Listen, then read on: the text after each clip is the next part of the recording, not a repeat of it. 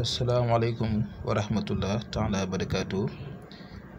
mbokki internet bi tey ñu ngi ñëw beneen yoon di leen nuyu di leen ziar di leen wax ne tey incha allah dañoo ñëw indil leen secret bi nga xam ne abonné moo ko laaj te xam naa ne bu kenn laajtee day laajtaaleel ñeneen muy ñi nga xam ne dañoo am jafe-jafe pour am doom wala ñi nga xam ne dañuy faral di def fausse ak itam ñi nga xamante ne nii ndeysaan am nañ jafe-jafe lool pour am doom bari na fi lool bu la dalul yow mi may déglu dal na sa mbokk bu dalu sa mbokk dal na sa xarit wala sa am di jàmm wala daal koo xam ne si ne nii xam nga ko te mu nekk lu métti lool kon nag ñu ngi ñëw tey indil leen secret bi di leen koy jox te di leen ñaan itam ngeen jëfandikoo ko te incha allahu rabbi am neen yaqin am yaakaar bu baax ni incha allahu rabbi ku ko def yàlla mën na see def tawféex li ngeen di def mooy ngeen bind lii ngeen di gis nii da ngeen di bind kon bisimilahi rahmaani rahim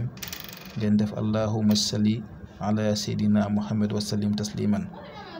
bi ngeen ko bindee ba pare ngeen teg si li ngeen gis noonu ma def noonu point bu ñuul boobu ngeen gis noonu premier point bi mooy allahumma salli ala sayyidina wa mawlana muhammad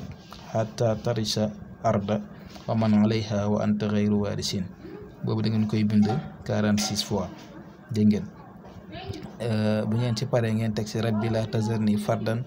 wa anta ghayri warisina moom tamit da ngeen koy def 46 fois waaye loolu bind lay doon da ngeen koy bind ginnaaw bi ngeen bindee allahumma salli bi ma leen di wax ni ala sayyidina muhammad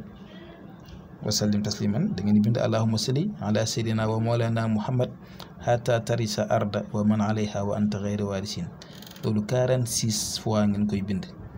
beneen bi mooy rabbi la tazarni fardan wa anta ghayru warisin boobu da ngeen koy bind itam 46 fois kon bu ngeen ko déggee mooy bu si nekk rek da ngeen koy bind 46 fois mooy tomb yu ñuul yooyu ngeen gis ma marqué bu ngeen si paree ngeen teg si carré bii moom ñeenti yoon ngeen koy bind bu ngeen demee nag ba am mbind mi yëpp lii da ngeen koy def saafara te kon naan jëkkër ji ak jabar ji ñaar ñi nga xam ne ñoo bëgg am doom dégg ngeen mais nag bu loolu weesoo da ngeen def zikar bii mooy allahumma salli ala sayyidina wa mawlana muhammad hatta tarisa arda wa man alayha wa anta ghayru warisin 46 fois matin et soir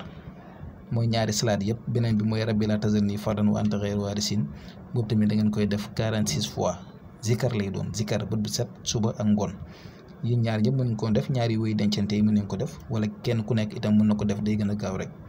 kon tey lii leen indiloon di leen di ñaanal yàlla képp ku nekk rek aaju bu mu am yal na ko yàlla faj képp ku ne si jafe-jafe yàlla génnee ko si yàlla tàppe xol yi ñëpp nekk benn ñëpp juboo